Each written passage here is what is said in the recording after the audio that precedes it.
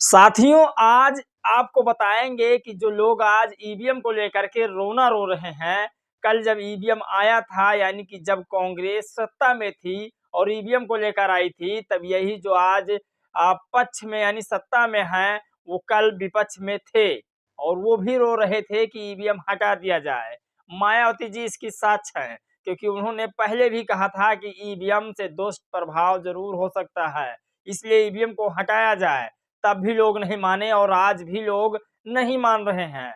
हालांकि सत्ता परिवर्तन है, कौन चाहेगा कि सत्ता चली जाए। खैर, आपको बड़ी खबर बताते हैं। राकेश टिकैत ने कहा कि इस बार धरना प्रदर्शन लंबे समय तक चलेगा। उन्होंने कहा कि 13 महीने के बाद खत्म नहीं होगा। अब आखिर धरना प्रदर्शन सरकार क्यों कराना चाहती है? आपको बता दें, धरना प्रदर्शन किसान तो कर रहे हैं, लेकिन सरकार चाहती तो ये बंद हो जाता। आपको तमाम बड़ी खबर हम बताएंगे। सोचिए, गुजरात में कुछ दिन पहले एक दलित दूल्हे को घोड़ी पर चढ़ने से रोका गया था, लेकिन भीम आर्मी के लोगों ने जिस तरह से घोड़ी पर चढ़ के उसी गुजरात के डीएम आवास में जाकर ज्ञापन सौंपा है, एक कहने की बात है कि मिसाल बन गई। वो तमाम आज की बड़ी खबर जिस पर बातचीत करेंगे। नमस्कार दोस्तों, मैं हूं पराग और आप देख रहे हैं देसी पीएसबी ब्लॉग। आज की वो तमाम खबरें जो लगातार वायरल है, उन सभी खबरों पर बातचीत करना बहुत जरूरी है। एक एक खबर हम आपको समझाएंगे। साथियों, हम आपको बता दें, प्रधानमंत्री नरेंद्र मोदी जी आज सत्ता में हैं, तो आज ईवीएम को लेकर के विपक्ष रोना रो रहा है। लेकिन आपको बता दें, जब कल बीजेपी सत्ता में नहीं थी, तब भी ये ईवीएम था। ईवीएम को लाने वाले कांग्रेस पार्टी के वो बड़े बड़े नेता हैं। कांग्रेस पार्टी जब तक सत्ता में थी तो उन्हें लगता था कि अब ईवीएम है तो हम हैं। ईवीएम को हटाना मतलब कांग्रेस को हटाना हुआ। अगर यही चीज पहले हो जाता तो आज रोना नहीं रोना पड़ता। मायावती जी पहले भी कह रही थी और आज भी मायावती जी ने कहा कि ईवीएम देश के लिए सही नहीं है, लोकतंत्र के लिए खतरा है। उन्होंने साथ में ये भी बताया कि इसको हटाना बहुत जरूरी है। अरविंद केजरीवाल ने पूरा साथ दिया मायावती का। उन्होंने कहा कि ईवीएम को हटाया जाए ताकि लोकतंत्र का आज़ादी हो पाए। सोचिए, मैं इसलिए कह रहा हूं, चंडीगढ़ मेयर चुनाव में ईवीएम के साथ साथ जिस तरह से मोदी जी की ये घपलेबाजी पकड़ी गई है, कहीं ना कहीं पूरे देश को शर्मसार होना पड़ा। पहली बार लोकतंत्र सुप्रीम कोर्ट में पहुंचा है। सोचिए, आप कल्पना नहीं कर सकते। आज वो तमाम खबरें हैं जिस पर बातचीत करना बहुत जरूरी है। एक एक खबर आपको समझना चाहिए। सोचिए, राहुल गांधी जी विपक्ष में हैं इस समय और प्रधानमंत्री नरेंद्र मोदी जी सत्ता में हैं। तमाम बीजेपी के लोग सत्ता में हैं। योगी आदित्यनाथ जी भी उत्तर प्रदेश के मुख्यमंत्री हैं। आपको बता दें, कई दिनों से इको गार्डन में, लखनऊ में, दिल्ली में जगह जगह धरना दे रहे हैं वो तमाम उत्तर प्रदेश के अभ्यर्थी जो 6800 वैकेंसी वाले लड़के थे, लड़कियां थी उसमें, जिन्हें नियुक्ति पत्र दे करके उनकी ज्वाइनिंग करा देनी चाहिए थी। लेकिन आज कई दिनों से वो सड़कों पर मजबूर हैं धरना देने के लिए। आप कल्पना नहीं कर सकते कैसी सरकार है, ये देश की विनम्रता है। सोचिए, आपको बता दें, राकेश टिकैत ने कहा कि इस बार धरना प्रदर्शन लंबा चलेगा।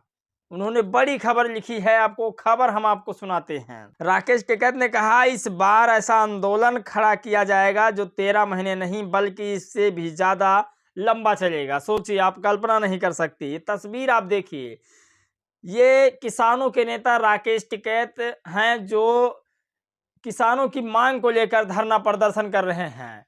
तमाम वो खबर सोचिए, कहा 26 और 27 फरवरी को हम ट्रैक्टर लेकर हरिद्वार से गाजीपुर तक खड़े रहेंगे। अपने ट्रैक्टरों को भी मजबूत रखना, हम एमएसपी का समर्थन करेंगे। सोचिए, वो तमाम खबर आज वायरल है। उन सभी खबरों पर बहुत जरूरी है बातचीत करना। आपको एक खबर इसमें ये भी बताएंगे किस तरह से बीजेपी वाले राहुल गांधी को आखिर घेरते हैं। आपको बता दें कि विपक्ष वाले अगर सत्ता वालों को घेरते हैं तो ठीक है, लेकिन सत्ता वाले विपक्ष वालों को क्यों घेरते हैं, ये भी जानना बहुत जरूरी है।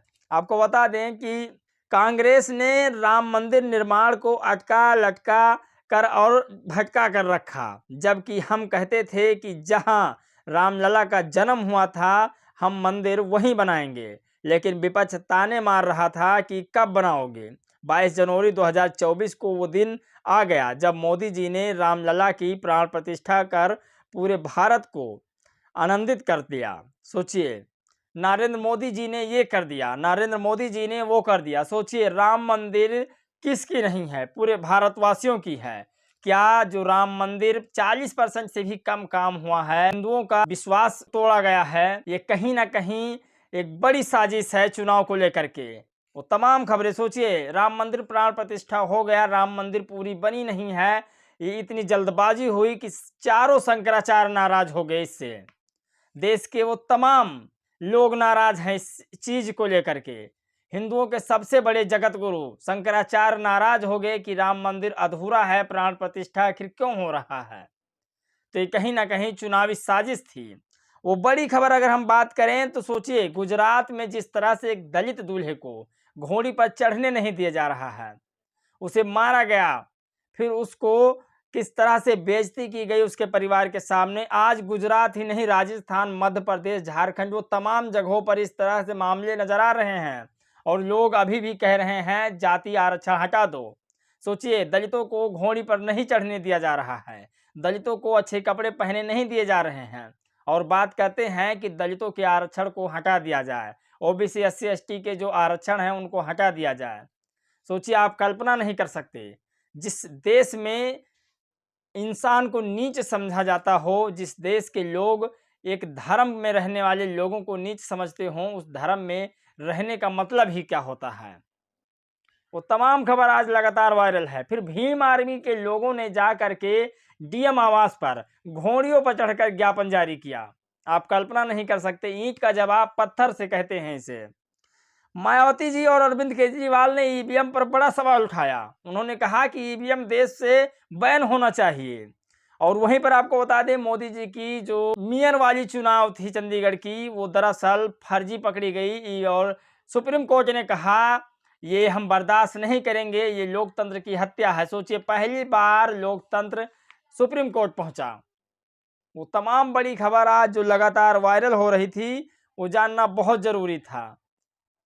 सोचिए, मुख्यमंत्री योगी आदित्यनाथ जी मिलने नहीं जाते हैं उन तमाम शिक्षकों से जो शिक्षक भर्ती में लटका मामला पड़ा है, उनसे राहुल गांधी जी जब मिलने जाते हैं तो तमाम लड़के घेर लेते हैं और रोने लगते हैं। स्वामी प्रसाद मौर्य ने ईवीएम के बारे में क्या कहा, उस पर थोड़ा जानकारी हम आपको देते हैं। आखिर ईवीएम का दुरुपयोग कर चुनाव जीतने के चुनावी भ्रष्टाचार का भांडाफोड़ हो ही गया। चंडीगढ़ के मेयर चुनाव में माननीय सर्वोच्च न्यायालय ने आप पार्टी के मेयर उम्मीदवार कुलदीप कुमार को, जिससे जीतने के बावजूद भी हराया गया था, उसे नया मेयर घोषित कर दिया गया। सोचिए, माननीय सर्वोच्च न्यायालय के इस ऐतिहासिक निर्णय से जहां न्यायपालिका में विश्वास और बढ़ा, वहीं दूसरी ओर लोकतंत्र के हत्यारे का चेहरा भी बेनकाब हुआ। माननीय सर्वोच्च न्यायालय के इस निर्णय का हम स्वागत करते हैं। स्वामी प्रसाद मौर्य आरएसएसपी के राष्ट्रीय अध्यक्ष। सोचिए, आप लोग कल्पना नहीं कर सकते।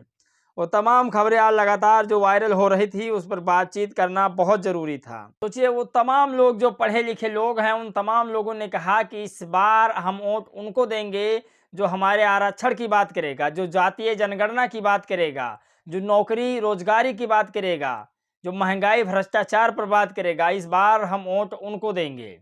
सोचिए, आखिर ये सवाल क्यों खड़ा कर रहे हैं? क्या अभी तक महंगाई, भ्रष्टाचार व तमाम इस प्रकार के जो जुमले थे वो जारी थे? इसीलिए लोग इस बार चुनाव में कुछ बदलाव चाहते हैं। आप लोग की क्या राय है, ये जानना बहुत जरूरी है। दोस्तों, इस वीडियो में बस इतना ही। मिलेंगे एक और खबर, एक नई राजनीतिक मुद्दे के साथ। तब तक के लिए जय भीम, नमो बुद्धाय।